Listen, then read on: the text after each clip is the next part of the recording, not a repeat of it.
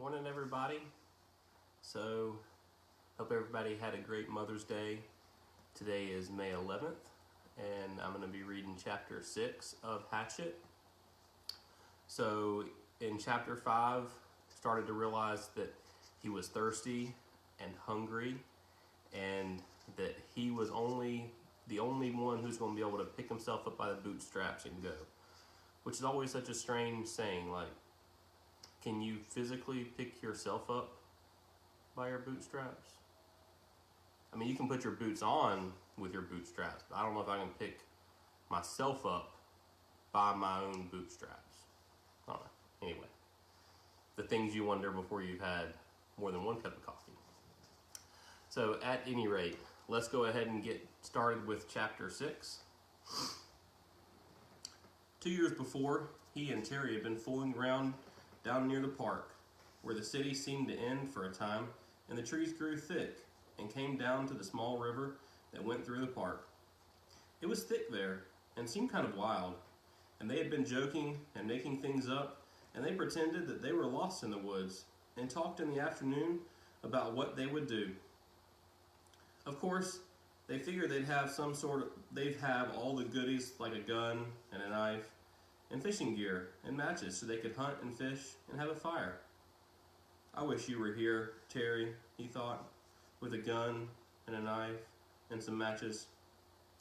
In the park, they had decided that the best shelter was a lean-to, and Brian set out now to make one up. Maybe cover it with grass or leaves or sticks, he thought, and he started to go down to the lake again, where there was some willows that he could cut down for braces. But it struck him that he ought to find a good place for the lean-to, so he decided to look around first. Even deep in the water might show up to somebody flying over, and he didn't want to diminish any chance that he might have being found. I'm going to read that sentence over again. He wanted to stay near the lake because he thought that the plane, even deep in the water, might show up to somebody flying over, and he didn't want to diminish any chance he might have of being found. His eyes fell upon the stone ridge to his left, and he thought at first he should build a shelter against a stone. But before he decided to check out the far side of the ridge, and that was where he got lucky. Using the sun and the fact that it rose in the east and set in the west, he decided that the far side of the northern side of the ridge. At one time in the far past, it had been scooped up by something, probably a glacier. And this scooping had left a kind of sideways bowl back in under a ledge. It wasn't very deep, not a cave, but it was smooth and made a perfect roof, and he could almost stand in under the ledge. He had to hold his head slightly tipped forward and to front to keep it from hitting the top. Some of the rock that had been scooped out had also been pulverized by the glacial action, turned into sand, and now made a small sand beach that went down to the edge of the water in front to the right of the overhang. It was his first good luck. No, he thought. He had good luck in the landing, but this was good luck as well, luck he needed. All he had to do was wall off part of the bowl and leave an opening as a doorway, and he would have a perfect shelter, much stronger than a lean-to, and dry because of the overhang made a watertight roof. He crawled back in under the ledge and sat. The sand was cool here in the shade, and the coolness felt wonderful to his face, which was already starting to blister and get especially painful on his forehead, where the blisters on top of the swelling. He was still so weak. Just the walk around the back of the ridge and the slight climb over the top had left his legs rubbery. It felt good to sit for a bit under the shade of the overhang in the cool sand. And now he thought, if I just had something to eat, anything. When he had rested a bit, he went back down to the lake and drank a couple of swallows of water. He wasn't all that thirsty, but he thought the water might help him take the edge off his hunger. It didn't. Somehow, the cold lake water actually made it worse. It sharpened it. He thought of dragging... Morning, buddy.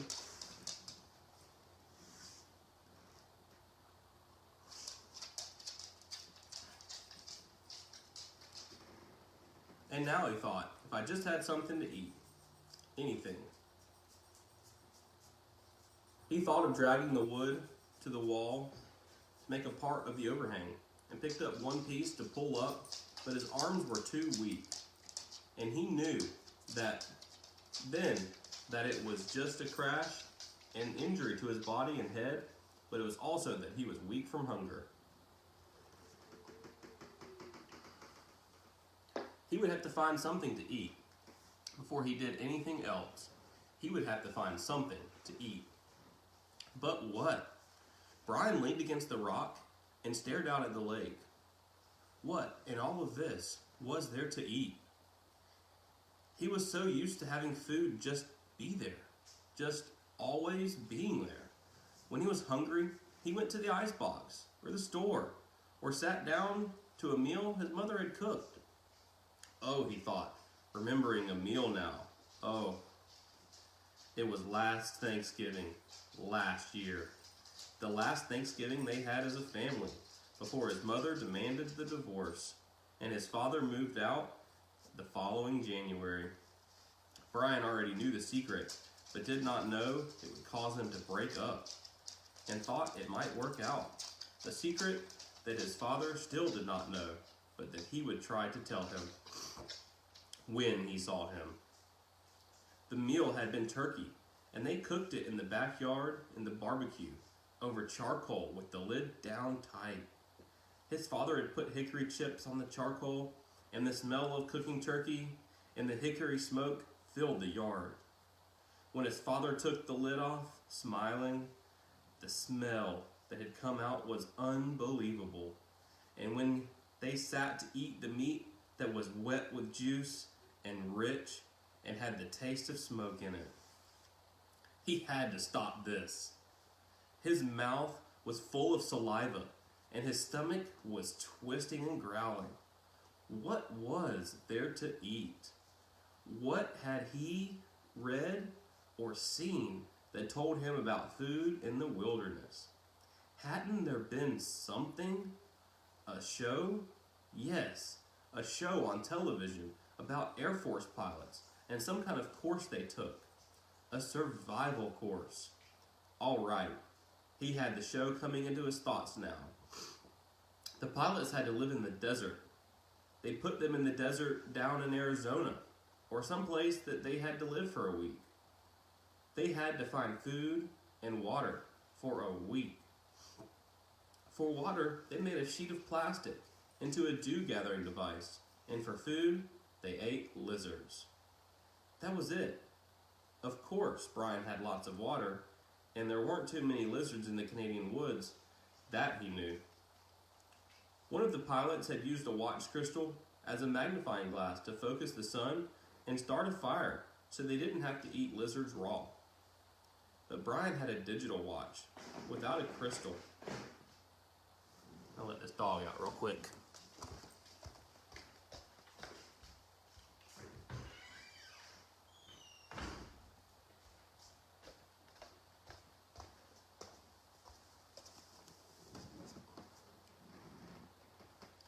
Wait, there was one thing. One of the pilots, a woman, had found some kind of beans on a bush, and she had used them with her lizard meat to make a stew in a tin can that she had found. Bean lizard stew. There weren't any beans here, but there must be berries. There had to be berry bushes around. That's what everybody always said. Well, he'd actually never heard anybody say that, but he felt that it should be true. There must be berry bushes. He stood and moved out into the sand and looked up into the sun. It was still high. He didn't know what time it must be. At home, it would be 1 or 2 if the sun were that high. At home, at 1 or 2, his mother would be putting away the lunch dishes and getting ready for her exercise class. No, that would have been yesterday. Today, she would have been going to see him. Today was Thursday, and she always went to see him on Thursdays. Wednesday was the exercise class, and Thursday she went to see him. Hot little jets of hate worked into his thoughts. Pushed once, moved back. If his mother hadn't begun to see him and forced the divorce, Brian wouldn't be here now. He shook his head. He had to stop that kind of thinking. The sun was still high, and that meant that he had some time before darkness to find berries. He didn't want to be away from his, he almost thought of it as a home, shelter, when it came to be dark. He didn't want to be anywhere in the woods when it came to be dark. And he didn't want to get lost, which was a real problem. All he knew in the world was the lake in front of him, and the hill at his back, and the ridge. If he lost sight of them, there was a really good chance that he would get turned around and not find his way back. So he had to look for berry bushes, but keep the lake or the rock ridge in sight at all times. He looked up the lake shore to the north for a good distance, perhaps 200 yards. It was fairly clear.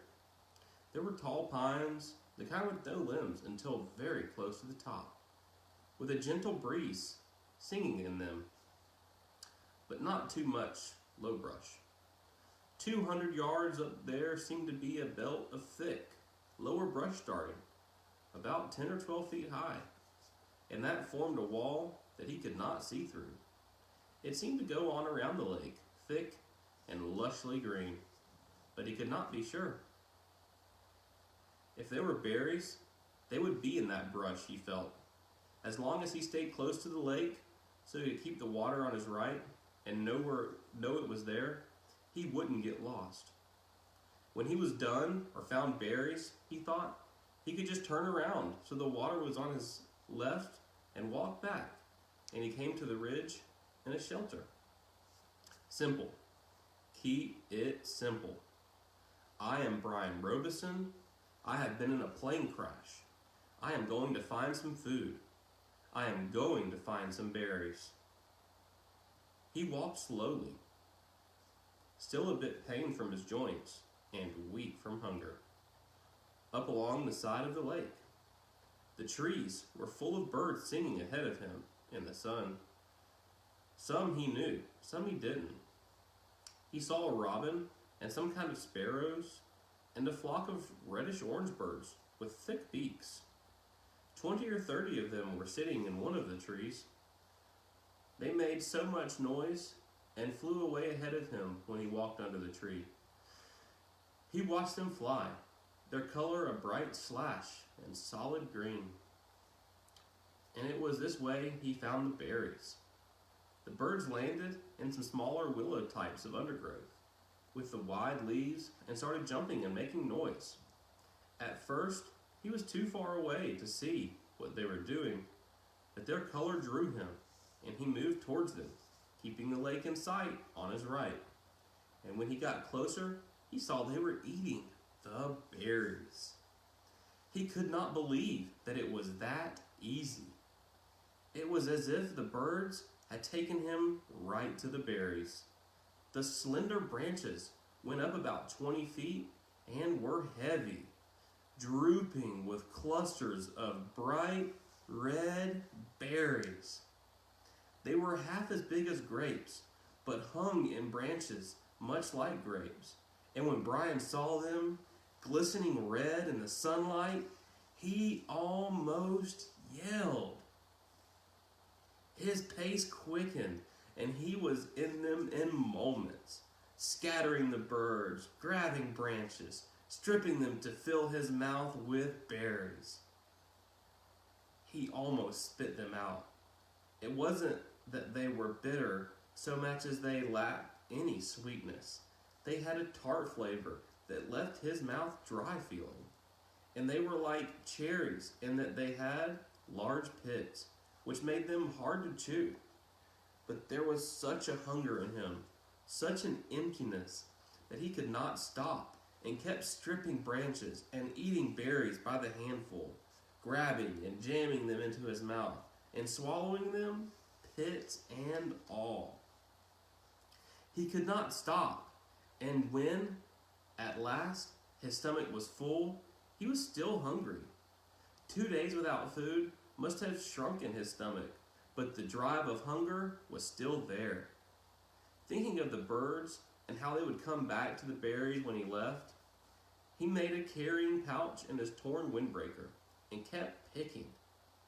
Finally, when he had judged he had close to 4 pounds in the jacket, he stopped and went back to his camp by the ridge. Now, he thought, now I have some food and I can do something about fixing this place up. He glanced at the sun and saw he had some time before dark. If only I had matches, he thought, looking ruefully at the beach and the lakeside.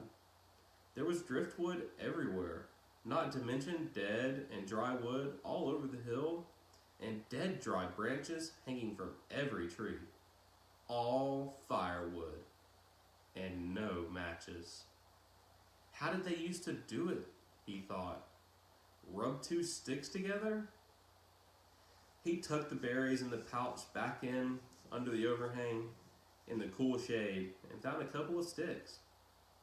After 10 minutes of rubbing, he felt the sticks, and they were almost cool to touch. Not that, he thought. They didn't do fire that way. He threw the sticks down in disgust. Still no fire. But he could fix the shelter and make it. Here, the word safer came to his mind, as he didn't know why. More livable. Kind of close it in, he thought. I'll close it in a bit. He started dragging sticks from the lake and pulling long dead branches up from the hill, never getting out of sight of the water and the ridge. With these he interlaced and wove a wall across the opening of the front of the rock. It took over 2 hours, and he had to stop several times because he still felt a bit weak, and once because he felt strange new twinge in his stomach. A tightening, rolling. Too many berries, he thought. I ate too many of them. But it was gone soon, and he kept working until the entire front of the overhang was covered, save for a small opening in the right end nearest the lake. The doorway was about 3 feet, and when he went in, he found himself in a room almost 15 feet long and 8 to 10 feet deep, with the rock wall sloping down at the rear. Good, he said, nodding.